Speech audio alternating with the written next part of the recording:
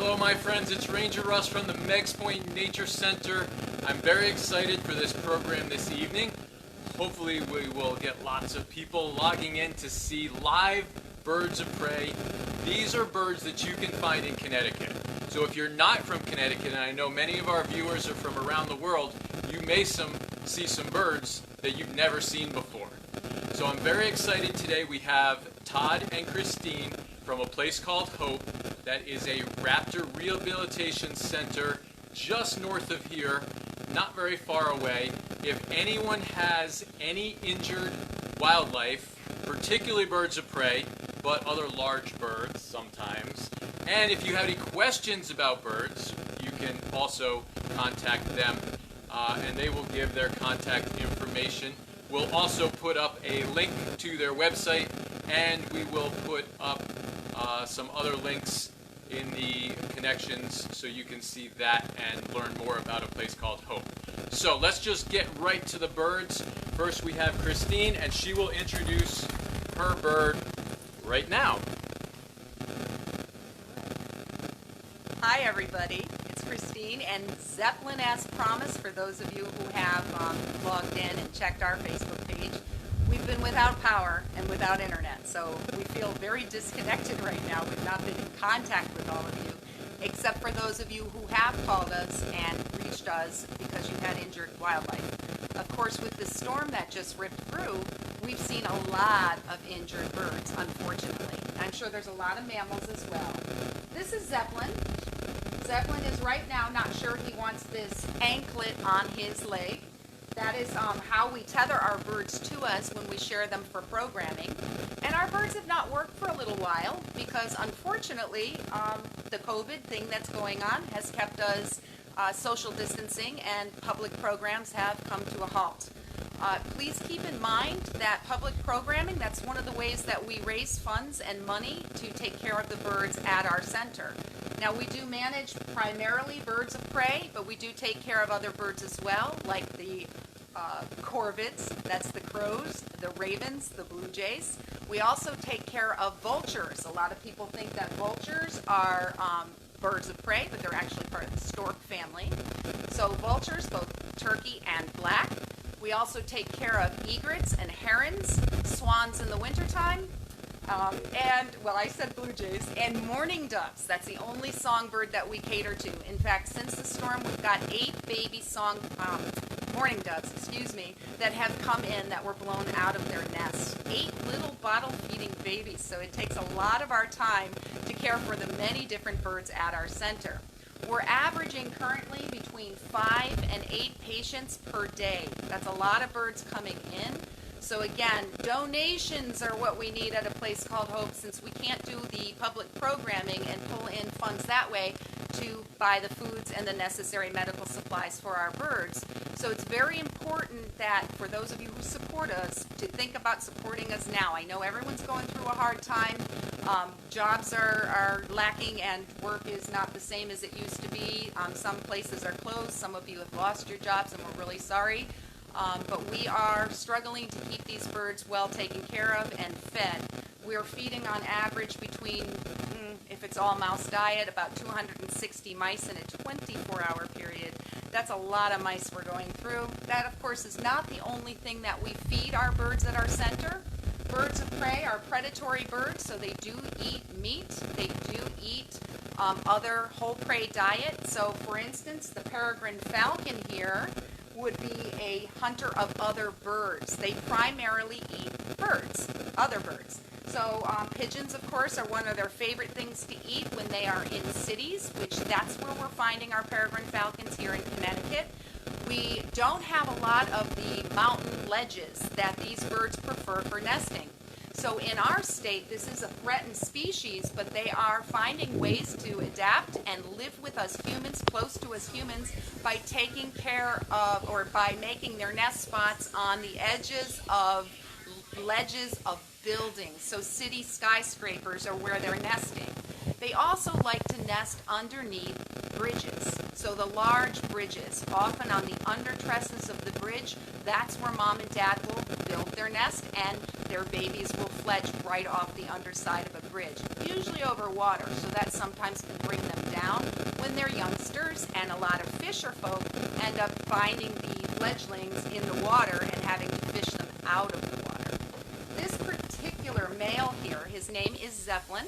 He is only 2 years old, so last year was his birth or hatch year. He unfortunately, he was learning how to hunt. He was from the town of Cheshire, and he got tangled up in prison razor wire. And that's a really serious, bad conflict for any wild animal to get tangled up in, as well as humans, of course. The razor wire is very sharp. And unfortunately for Zeppelin, he lost the left tip of his left wing. So he is what we call a non-flighted bird. It does not mean that he can't get around. He can still run like the wind. He can also still fly from perch to perch. He's learned how to adjust and adapt to his disability, but he would never be able to hunt or fly in the wild with the necessary flight ability to actually do the hunting that these birds do. Now again, remember I said they hunt other birds. So what they do is they typically hunt from flying high above in the sky, looking below them for unsuspecting flighted birds. And what they then do, and I know a lot of you know this, they happen to be the fastest animal on the planet. Yes, they are faster than the cheetah. They actually can reach speeds of 260 miles per hour in what we call a stoop dive. A stoop dive is when they pull their wings in, they tuck their legs up, their feet turn into balls, they put their faces forward. They've got these special nostrils that I'm going to walk him a little closer and see if the light doesn't scare him too much. But he's got these special nostrils that have something called baffles in them. And the baffles are little ridgy bone structures that actually help to slow the wind current down, the air current down, as he is reaching, or as a peregrine falcon reaches those high speeds. So their lungs or their air sacs don't implode. You can see also he's got very deep set eyes. That also helps him to see very well. And notice how long those toes are. Those toes are very long because he is going to ball those feet up into punching bags as he comes across his prey, and he knocks the life out of that prey at those high speeds. Usually the bird would die on impact. So then the bird is spiraling down, and with these long toes, this bird would come around and be able to grab his prey right out of the sky.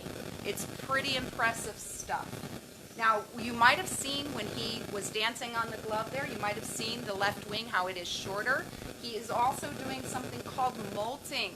A lot of our birds this time of year are doing their molting, where they lose old feathers and they're replacing them with new feathers.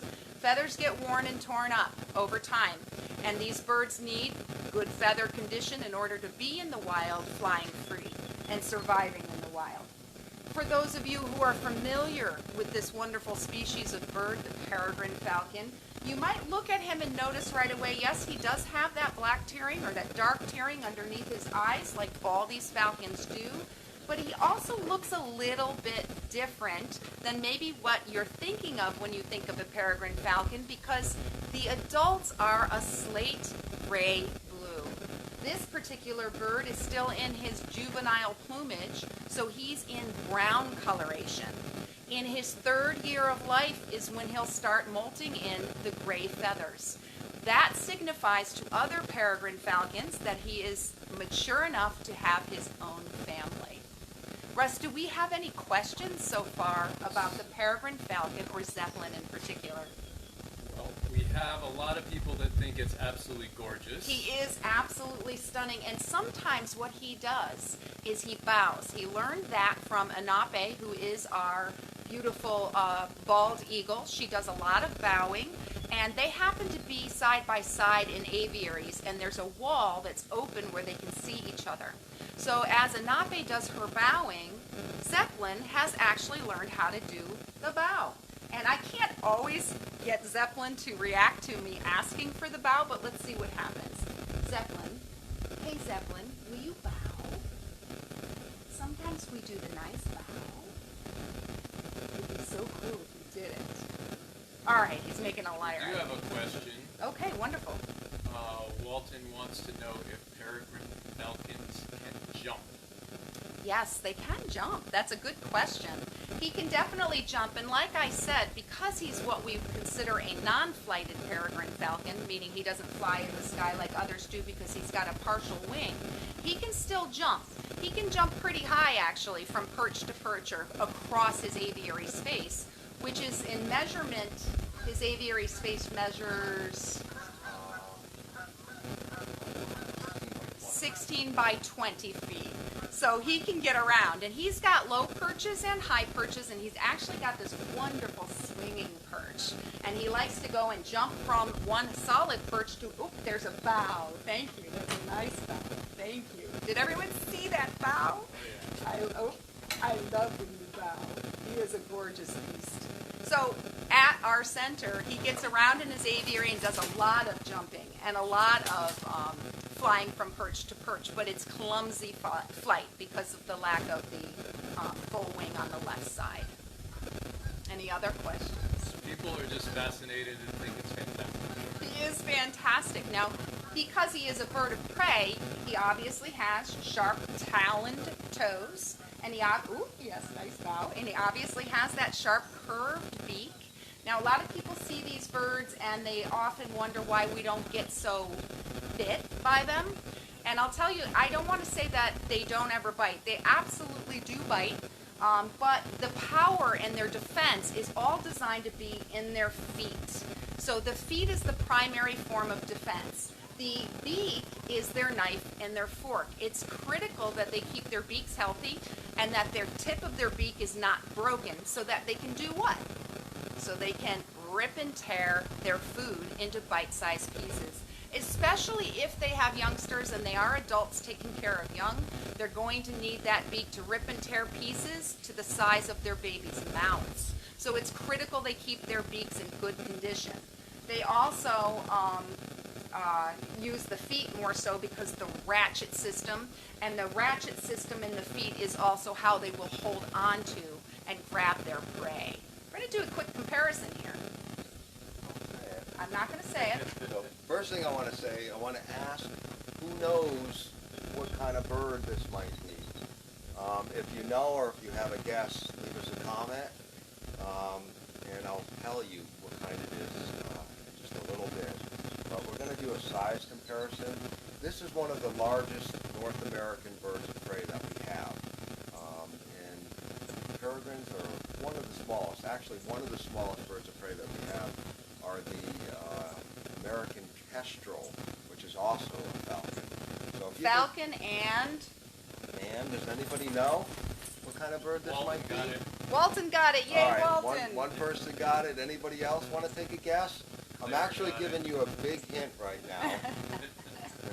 So if you're interested in trying to identify birds of prey, one of the best things you can do is try to get a look at the tail. 80% of the time, the tail is going to tell you what you're looking at. This happens to be one of the most common birds of prey that we have in North America. So it's kind of an easy one to guess.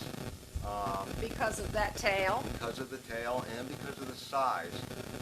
So we got a few people who've already guessed it right. So I'm going to tell you it's a red-tailed hawk. And red-tailed hawks are also the largest hawks that we have in North America. This is a female. Her name is Cheyenne.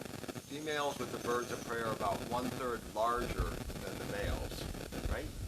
One quick thing I want to say before Zeppelin goes back to his travel box is pay attention to Zeppelin's feet and now look at Cheyenne's feet.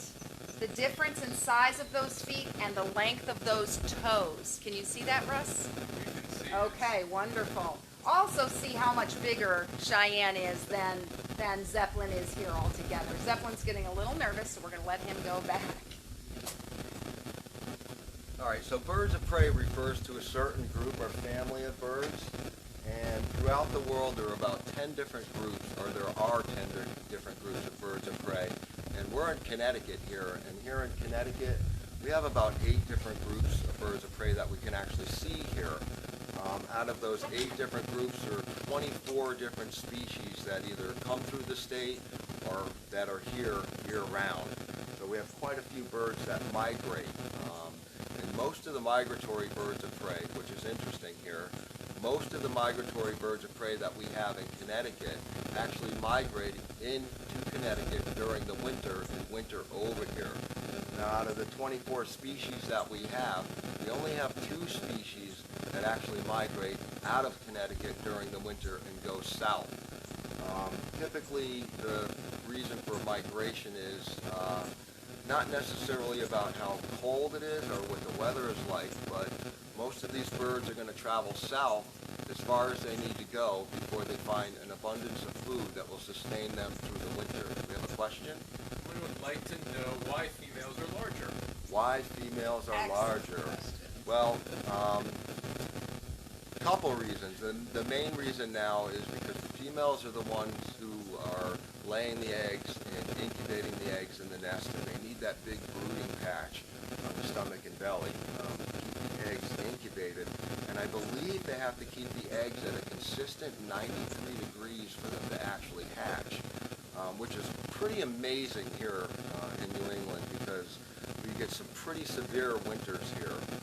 I know a few winters back we had a great horned owl nesting in the park, and it was, I believe it was mid-February, and she was up in the platform, up in her nest, and she had 1 egg under her, and it was about 15 degrees out, and the winds were blowing off the sound at about 30 miles an hour.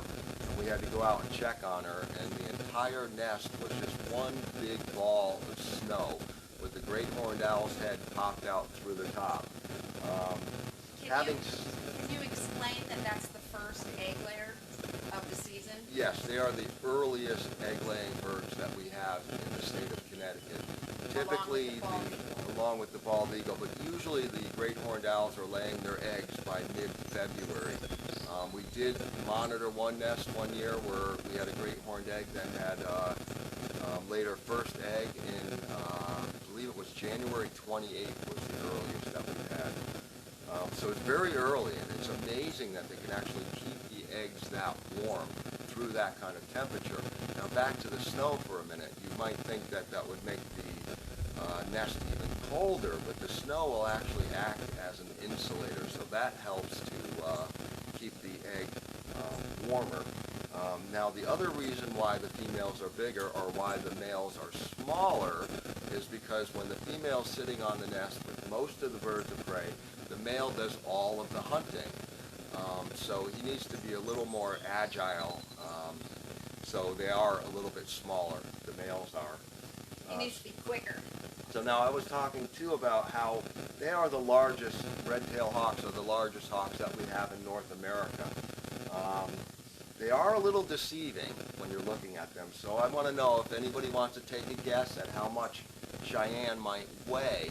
Let us know in the comments, and I'll let you know what the average weight of the red tail is in a few minutes.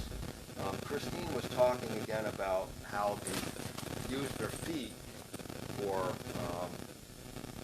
defense, and I wanted to point out with her feet, I'm going to see if I can get her up a little bit closer. You can see how large her feet and her talons actually are compared to my hand. They have a lot of power in the feet, and that's something you want to take note of, because if you ever come across an injured bird of prey, you don't want to try to pick it up without having any knowledge about them. Red-tailed hawk, on average, can produce about 350 pounds per square inch of crushing pressure with 1 foot. Now, to put that into perspective, the average human male can produce about 80 or 90 pounds per square inch with 1 hand. So she's got about 3 times the amount of power in her feet as I do in my hands, which is quite a bit. A lot of times these birds will actually, when they catch their prey, they'll grab the prey by the head and actually crush the skull. That's how they kill their prey. And yeah. And another thing another way that they dispatch their prey is, if you notice in a lot of these birds, on her top beak, they have a little groove in the top beak. And that groove is actually designed to fit right between the vertebrae of smaller mammals and rodents. And so sometimes they'll grab the prey by the back of the neck and sever the vertebrae. So in a lot of cases, their prey is dying pretty quickly. Let's hope so. You know, it's really sad to think about the fact that they are eating other animals, but this is the nature of a predatory bird. That's why they are called birds of prey, because they are preying upon other animals, small mammals, and other birds. Now I'm showing you her tail again because I want to go back to the point of the tail. If you're looking to identify these birds and you're looking in your bird guide and they talk about the coloration on the chest and the mottling through the body and a little bit of red on the nape of the neck, it's very confusing. To make matters even worse, as these birds get older, they get a lot more coloring and mottling throughout the body. Cheyenne here is about 18 years old, I think, at this point. She's got to be about 18. When she was a first-year bird, she was pure, clean white on her chest and belly. So you can see how much coloring she has after 18 years. So that can also be deceiving. But if you're looking at a mature bird of prey, 90% of the time you'll know what you're looking at if you get a look at the tail. So we have red-shouldered hawks that are similar to the red tails, a little bit smaller. But the one big difference between the two birds, again, is back to the tail. Mature red-tailed hawk has russet red tail feathers, beautiful feathers. And the mature red-shouldered hawk has a very distinctive black and white barred tail, completely different from what you see here on Cheyenne. So we have a few guesses as to weight. Okay, back to the 10 weight. pounds, 40 10 pounds, 8 pounds, 40, and 20 pounds. So 10, 40, 8, and 20. Okay, guys, let's That's- do this one more time. Let's keep in mind that birds are designed to be light for flight, and they have hollow bones. So when you're looking at Cheyenne, she looks like she's the size of, let's say, a toy poodle. So most toy poodles are going to be between 8 and 15 pounds. So it makes sense for people to guess those high numbers, but let's keep in mind, bones are hollow, birds are meant to be buoyant and light for flight. So she weighs a lot less than you think. Any more guesses? Any new guesses now, having learned those things about their weight? 9 pounds. 9 pounds. So we're still way up above where she actually weighs. Let's put this into perspective. A bald eagle in Connecticut, a male is going to weigh between, let's say, 8 and 10 pounds, and a female is going to weigh 10 to 12 pounds. So that's quite an eye-opener right there. If our bald eagles, who are much larger than the red-tailed hawk, weigh between 8 and 12 pounds on average, now let's get back to what the red-tailed hawk might actually weigh. Blair now says, OLL, I'm so off, 5 pounds. 5 pounds. Okay, Getting we're closer. There's pretty another good. 5 pounds, there's another Five 5 pounds. pounds, there's a 3 pounds. Getting there we go. Okay, Okay, here, so we got a 3 Zeppelin. pounds now. Zeppelin weighs Zeppelin was 3 pounds. 3 pounds. Now, on average, a female red-tailed hawk is going to weigh about 3.5 pounds, and that's about what Cheyenne weighs. She's actually fairly large, not fairly large, but on the larger side for a red-tailed hawk. She's a large red-tailed hawk. And because she's also in captive care, she does not have to miss a meal. This is a bird that is what we would consider on the heavy side. So even if she doesn't look large to you, she's closer to 4 pounds, 3.5, 4 pounds when we do her weigh-ins. And of course, the longer we hold her, the more weight she gains. So right now she weighs about 4.5 pounds. Just kidding. So the red-tailed hawks, like I said, they're the most common hawk that we have in North America. They're thriving everywhere. They adapt very well to a lot of different environments. So we have red-tailed hawks doing very well 15,000 feet up in the Rockies. We find them in the deserts of Nevada. We find them downtown Manhattan. And of course, we find them pretty much everywhere else throughout North America. Now, the main part of their diet is going to be small mammals and rodents. So they'll eat a lot of rats and mice. They'll take snakes, and they'll take other birds occasionally. But typically, red-tailed hawk is not going to try to take a smaller songbird because the smaller songbirds are much faster than they are and agile. And when these birds go out to hunt, if they're chasing a smaller songbird, they're going to burn up more energy than they're going to gain from that prey. So for the most part, red-tailed hawks are going to perch over an open area like a highway, and these are the birds that we typically see on the lamppost or on the edge of a field up in a tree, and they're going to watch the ground, and they're going to wait for the food or their prey to come out, and then they're going to dive down to grab the prey. That helps to conserve energy. We do have a lot of birds, the accipiters in the hawk family, that do hunt on the wing. In other words, they hunt in flight, like the peregrine falcon will do, and that does tend to burn up more energy. So these guys like to conserve energy, and they spend a lot of time digesting their food. So they'll spend 80% of their time perching, either watching for prey or digesting their food. One other interesting fact I want to bring up while I'm talking about looking for prey is birds see in the ultraviolet spectrum. So they see things differently than we do. And this is kind of gross, but when mice and rodents walk, they'll leave a urine trail. And urine under ultraviolet glows. So when the birds are sitting up in the field or on the highway, they're looking down. They're not only looking for movement or prey, they're looking for ultraviolet trails from urine. And they could actually follow that trail, and they'll know wherever that mouse or that rat or small mammal has gone just by watching the glow of the trail. Do we have any questions? Aaron would like to know, how large a prey can a red-tailed take? How large can they take? Well, there's two answers to that question. They can kill prey that's fairly large. Typically they don't do that, and again, it's because it's about conserving energy. So usually a red-tailed hawk is not going to go after your poodle or your cat, although they can kill a cat or a poodle, but again, they're going to try to conserve energy, and a cat will put up quite a fight, and they're going to burn up a lot of energy and probably get hurt during the process if they're going after a cat.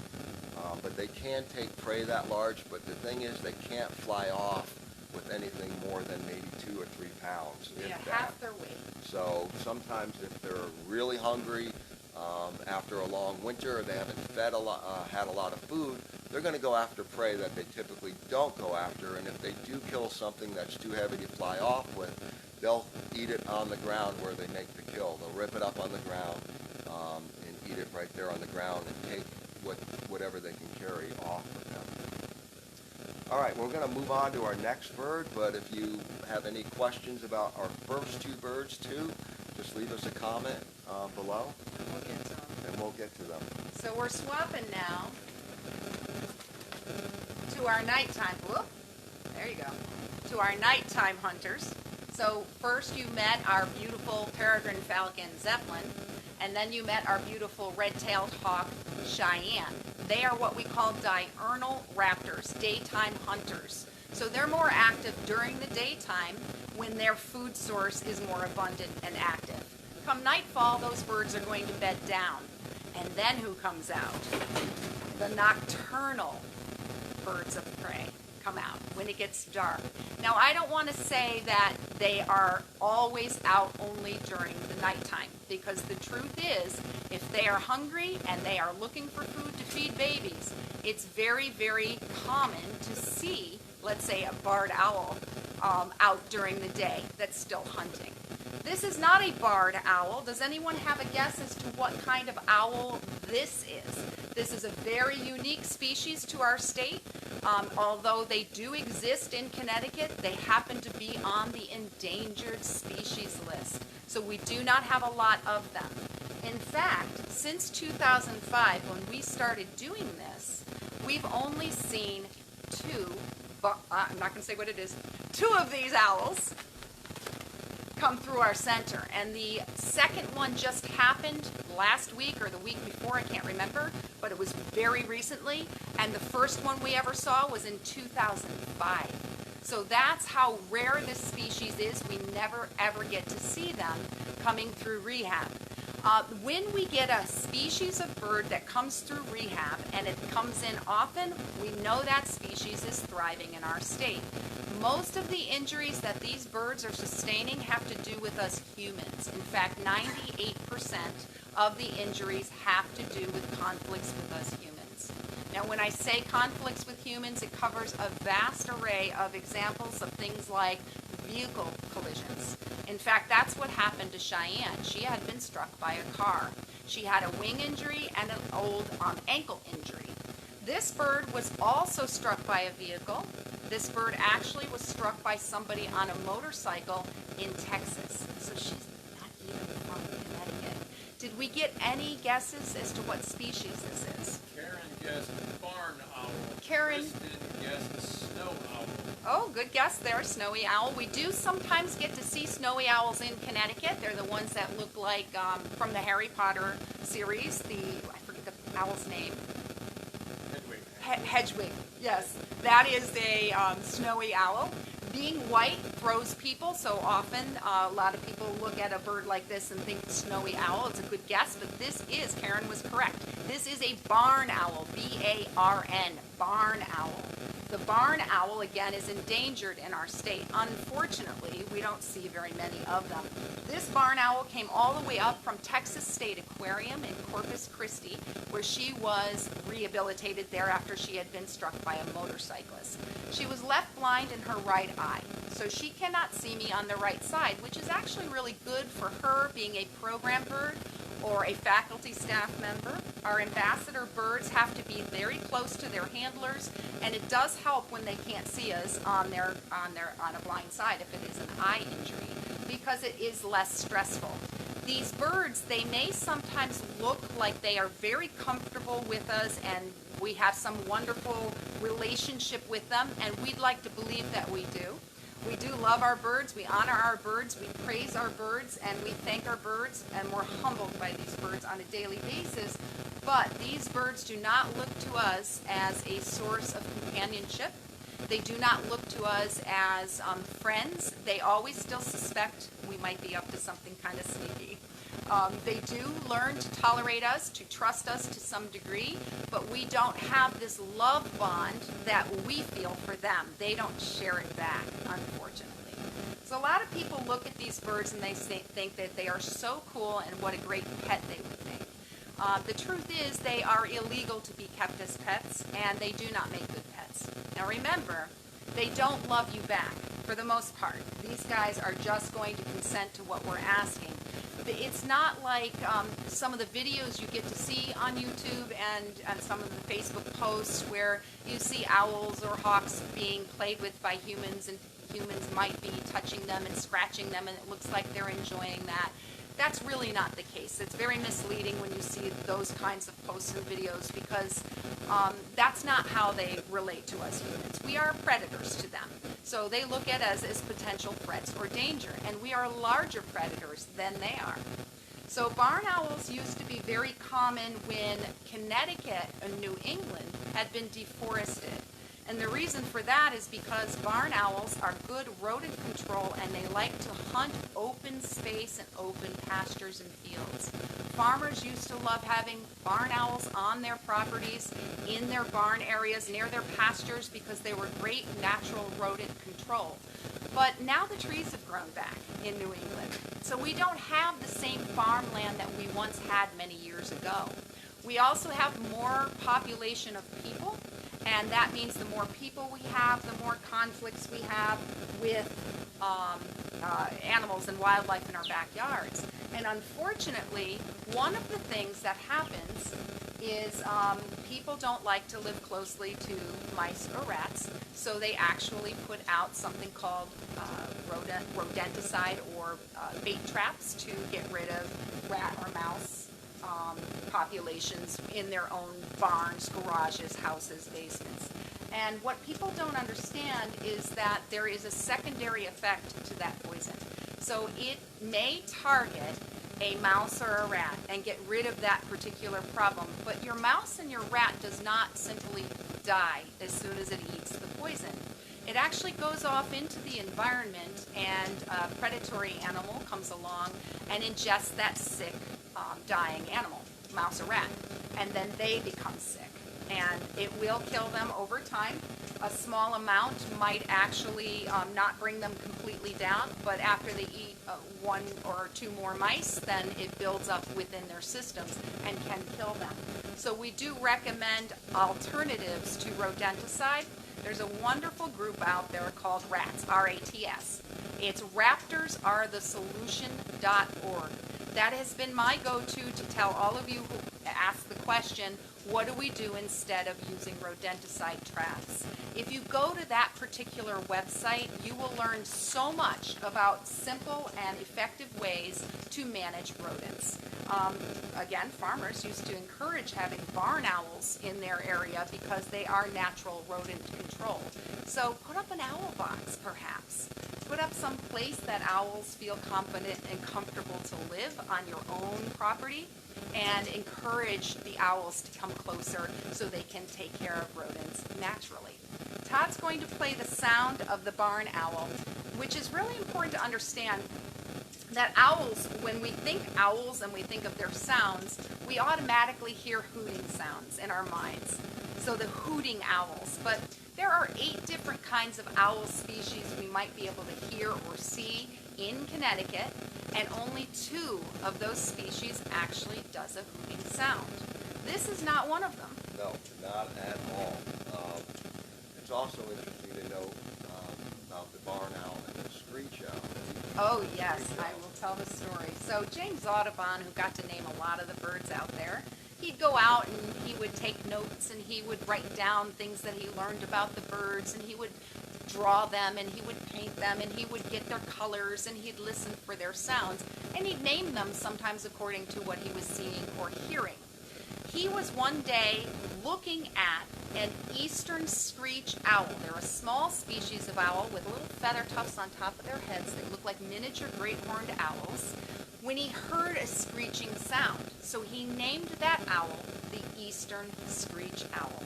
It's a great name, but it's kind of misleading because their sound sounds like a spooky horse whinny. Do you have that sound right there? Yes. We're going to play the sound of the eastern screech owl. Now, you ought to want to mention that what he was actually hearing was not the screech owl. He was hearing actually the barn owl. So I'm going to play the sound of the eastern screech owl, if it works, I hope. It will work. There are 2 different sounds to this call, and pay attention. There's a little, there's a whinny sound, and then there's this little chatter. And if the chattering sound is a little bit more common, something that you hear more often at night, and let me know. Let us know if anyone has ever heard this sound before, because it's a very common sound, especially here in New England. And I've grown up knowing the sound and never realized that it was actually from an owl. I always thought it was a cicada or an insect or something. So this is the call of the eastern screech owl. There's the whinny sound. Well, we got part of it. That was fun. It's One not more working. time. Sometimes if you take the card out. Yeah.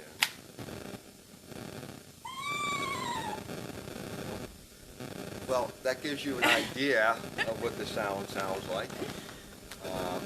So now I'm going to play, hopefully, the call of the barn owl. Not something we hear very often.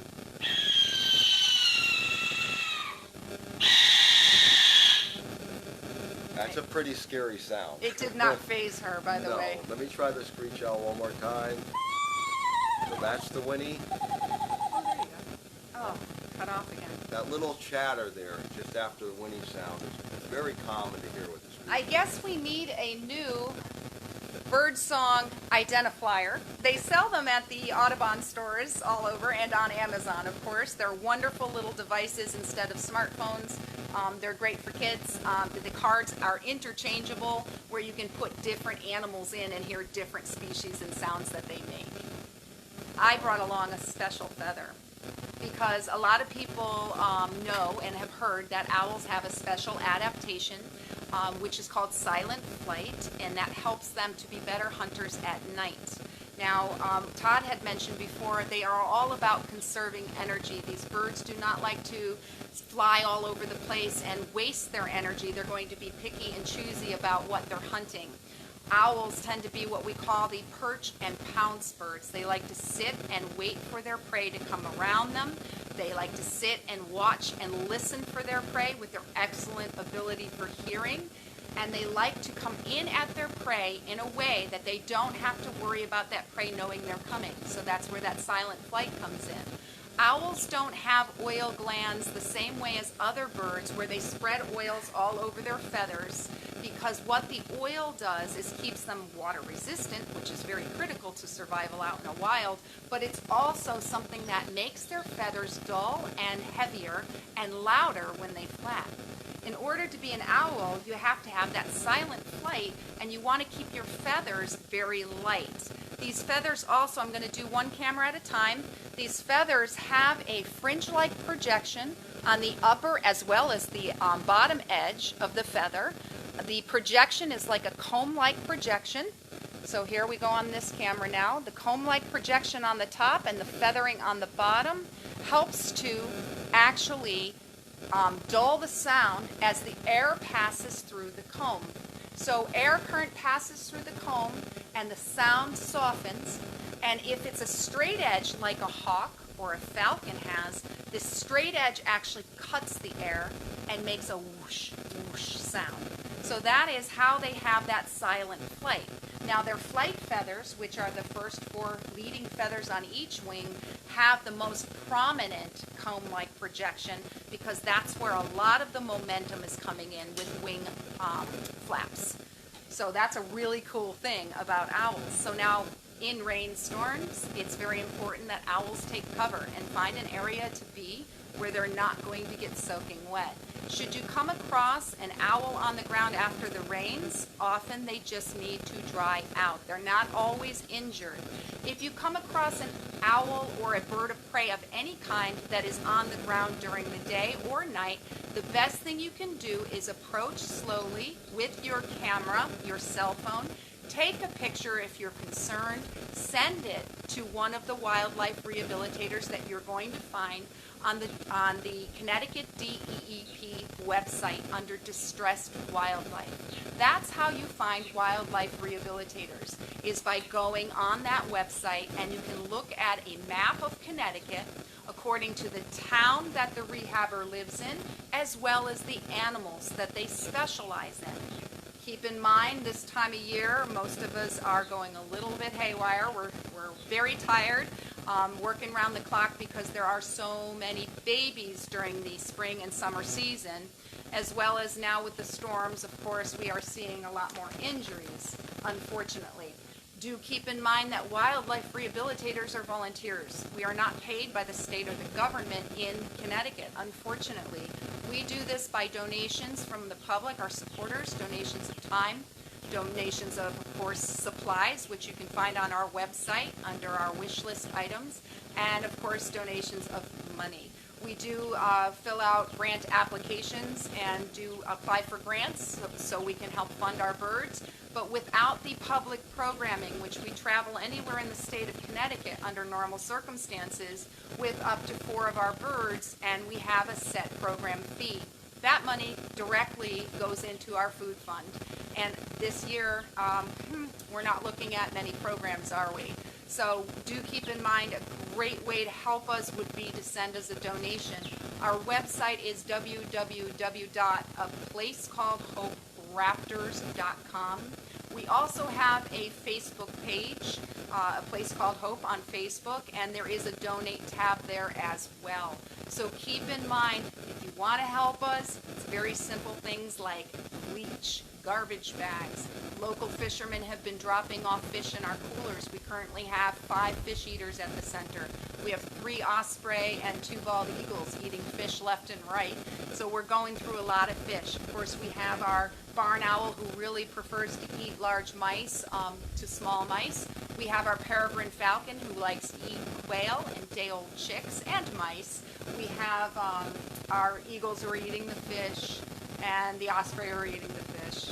And then, of course, we have our ravens, our crows, and Oh, our blue yes. jays. So Oh, we require yes. all the above and then some. I think you need to step over a little bit, so we'll Walk- do a nice go on this comparison. side. Why don't you go on this side? Okay, we're swapping sides here. Let me remind everyone, if they have any questions, they can post them anytime and we'll try and answer them. Yes, and speaking of questions, I'm not going to tell you what kind of bird this is, although obviously it's an owl. Whoops, sorry guys. But it's a great So if comparison. anybody wants to take a guess at what kind of owl this might be, Barn let us owl know in and the something comments. else. Barn owl, very, very endangered, not seen here in our state, and something that is very common in our state. In fact, it's the #1 species that we are seeing nowadays. And this particular example, he is molting. Yes, if you He look is at his head, you can see. molting. Well, he looks kind of funny right now. He's having a bad hair day, and molting means that once a year, pretty much all birds do this. They grow new feathers out to replace damaged feathers. So they do that once a year, and they'll also do that if there's any stress. So if they're injured in any way and they have broken feathers, they can actually bring on a molt to replace some of the broken feathers. So did anybody write in yet of what kind of bird we might have here? We have barred owl, screech owl, great horned owl, barred owl. All right, so we got two barred owls. So this is a barred owl, B-A-R-R-E-D. They're the most common owls that we have here in Connecticut. One of the most common that we're seeing now throughout North America. They're actually expanding their territories. So this is a male, and his name is Sen. A lot of big differences between the 8 different species of owls that we have here in Connecticut, and a lot of really neat characteristics that owls have that no other birds have, especially the birds of prey. Now I'm going to try to show you his feet here. This is pretty interesting. They've evolved to have feathers that grow right down to the tip of the toes. So they have feathers all the way down their feet, all the way down to the talons on the tips of their toes. And what that does is it helps to keep them warm during the winter, which is really important when you live in very cold, harsh climates like we do here. Having said that, most of these birds tolerate the cold much better than they do the heat. Now I'm looking at Zen. We were talking about molting, and you can see on the top of his head, he's actually getting his new feathers in on the right side more than the left, so he's kind of looks a little bit lopsided there. Another really interesting fact about the owls, I'm sure that some of you out there know what pellets are. So we have all the birds of prey and the corvids produce what we call pellets. So when they eat their food, sometimes they'll eat the food whole, and whatever they can't digest will form a pellet. And in an owl, they have gizzards. That pellet forms in the gizzard, and whatever they can't digest will form that pellet. Almost looks like a cat or a hairball from a cat. And they actually cough that up. And with all the other birds of prey, they have a crop, and that's where the pellets form in the crop, and they also cough that up. Now the interesting thing about the owls is they're the only bird that can't digest bone. So if you're out in the woods and you find a pellet on the ground and you break it up and it has bone in it, then you know that you found a pellet from an owl. And that actually is really the best way to actually look for owls, is to look on the ground for pellets. They're very hard to see in the trees, and they are nocturnal, so they're active at night, but that doesn't mean that they go away during the day. So during the day, they are still out. They're up in the trees. They're just not as active as they are during the evening. So like great horned owls, for instance, about 80% of the great horned owls that we work with nest in large pine trees. Great horns are they are the most common that we have right now in North America. So pretty much 80% of the large pine stands that we have out there, the large groves of pine trees, big trees, you're going to find great horned owls in there. Almost impossible to see them in the pine tree, but if you look on the ground, you will find pellets. And the great horned owl pellets are very large, anywhere from 2 to 4 inches long, so they're very easy to find. That's probably the best way to actually look for owls. I'm going to talk a little bit about the calls, because I see Christine is trying to get ready to make the box play again. But before you do that, I just want to say barred owls have the most variation in the call. So there are a lot of different calls that they make. And the most common call is a hooting sound that we're all familiar with. So this is one of the hooting owls. Out of the 8 species of owls that we have here in Connecticut, only 2 make the hooting sound, and that would be the barred owl and the great horned owl. And the calls are completely different. Let's see if we can get the barred owl to play. That worked. So that is one of many calls of the barred owl.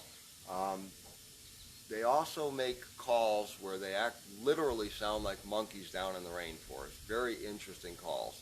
They do a barking sound where they sound exactly like dogs, and they also, not only the barred owls, but most of the young first-year owls make a screeching sound. And this is important because a lot of people hear this screeching sound throughout the spring and summer months, and sometimes into the fall, and they'll hear it at night, and a lot of people will mistake it for a fisher cat or a fox, and a lot of people always try to figure out what's making that sound. And I could tell you 80-90% of the time that you hear that screeching sound, it's going to be a young owl. Good to know. Daytime birds do the screeching as well as they're asking for food and waiting for parents to do supplemental feeding.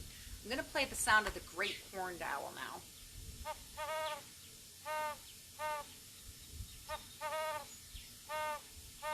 And that is the great horned owl. I'm sure a lot of you have heard that. And again, the big difference here is variation in the call. What you just heard from the call box of the great horned owl, that's the only call that the great horned owls make. It's just that repetitive hooting over and over. The interesting thing about that call of the great horned owl is the male does the same call as the female, but the male's voice is much lower in tone. So the female's voice has a higher pitch and tone. Winter is courting and mating season for owls. So starting in October and in the fall, that's when owl season really starts. They become more active.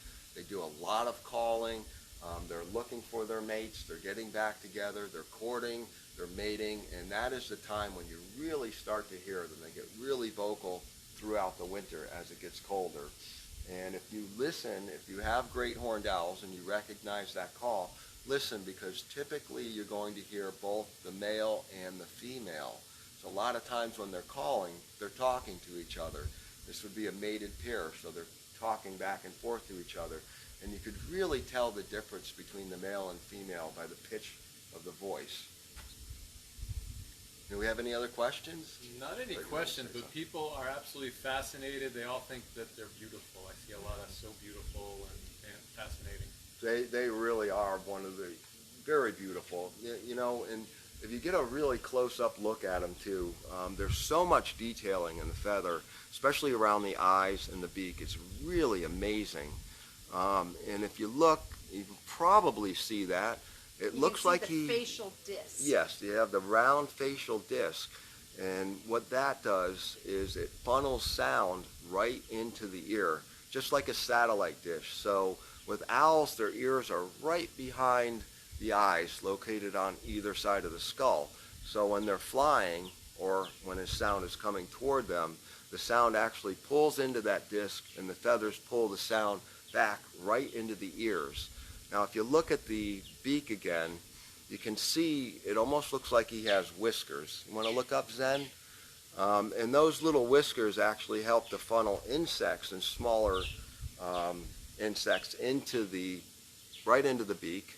So we're broadcasting live here on Facebook and on YouTube, so I'm bringing Zen back and forth. Now, you can kind of see why we call him Zen. He's very calm, and sometimes the only problem we ever have with him in programs is trying to keep him awake. They are captive birds, so they are used to being up during the day too. So they're up during the day and at night, and sometimes they're active during the day. So the little whiskers around the beak again, those little whiskers are actually true feathers, but they also help owls feed their young, because these owls, they have wonderful, excellent eyesight and vision. However, they can't see very close up. They need distance in order to see. So that whisker in the front helps them to feel their babies as they're putting food closer to their little baby beaks to get food into the target, more or less. Do they mate for life? Excellent They do, question. and that was back to another point I wanted to make. If anyone out there is hearing owls or hears them or heard them over the winter, most of these birds establish territory, and they'll spend their whole life in that one territory. And they do mate for life, but if one of the partners dies, the other one will find another mate. So they actually do that fairly quickly. But the mated pair will spend their whole life in their territory. And maximum range on average for territory for bird of prey would be about 2 square miles. Now that obviously depends on a lot of factors. So if there's a lot of food in one area, that territory will become smaller. Also interesting to note that they defend the territory. So if you have a mated pair of barred owls that live in their own territory, they're going to defend that territory from any other owls or any other birds of prey coming into the territory. Now all birds do this, and I'm sure a lot of people have seen the songbirds, or you see a hawk sitting in a tree, and the songbirds will come in and kind of dive bomb the hawk. Now what's happening there is the hawk has come into that songbird's territory. So the songbird is trying to drive that bird of prey out of their territory for good reason. Get rid of the danger. And there's really no danger to the birds of prey from the smaller songbirds, but it's more like a swarm of mosquitoes. So if you're sitting outside and the mosquitoes are swarming, eventually you're going to get up and walk away because you don't want to get bit. So that's kind of the same thing with the owls and the hawks and all the birds of prey. That's why the little birds do that. So yes, they do mate for life. And they do go through a mourning process. So if something should happen to a mate, they will be longing for that mate for the rest of that season. So it is very sad when they do lose a partner. And of course, back to the conflicts that these animals are facing with us humans, a lot of them are being injured in ways that we can't repair, unfortunately. We do our best to get birds back to the area that they came from. Again, because they do mate for life, we want to return them to their partners whenever possible. And it also gives them the best ability to go back to a wildlife setting again when they know where their good hunting areas are or their favorite tree for shelter is. It's best that they go back to where they came from, especially the adults. If we get a youngster and let's say it's from a really bad, heavily populated area, or let's say there's rodenticide being used, we don't want to fix a bird to send it back to getting poisoned again.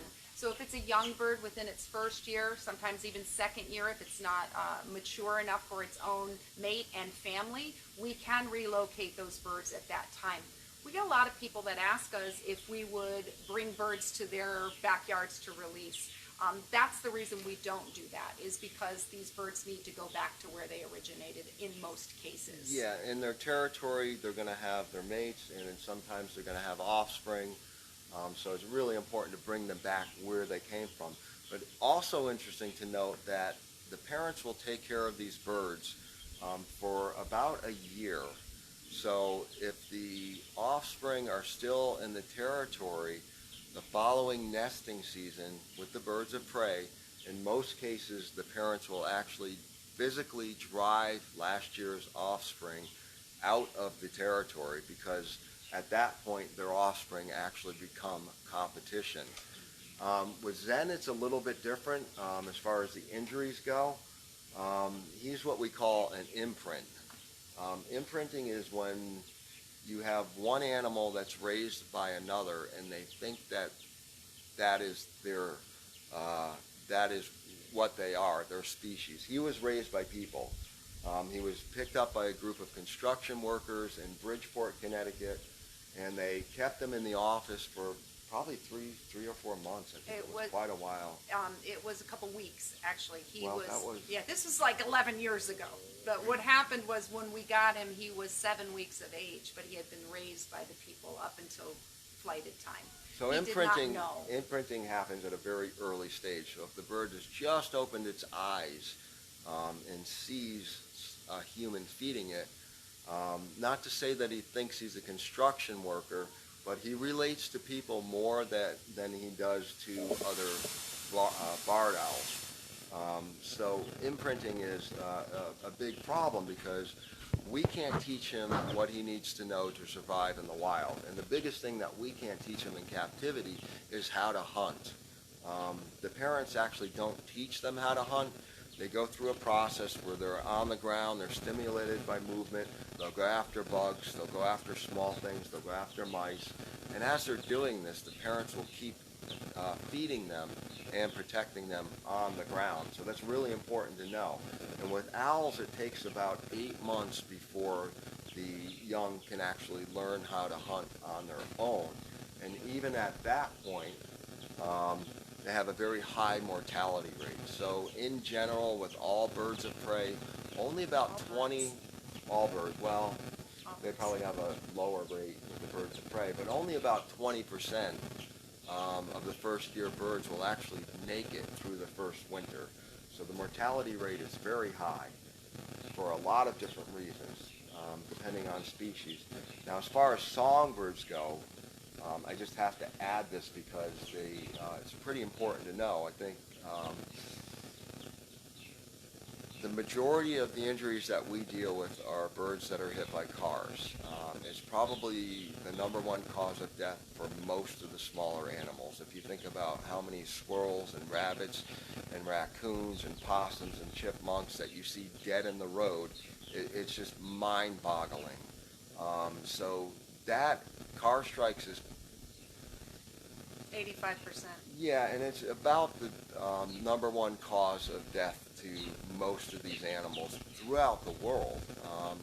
But having said that, I think it was last year in Connecticut during the spring, DEEP estimated that 250,000 songbirds were killed by domestic cats in a 4-month period just in Connecticut.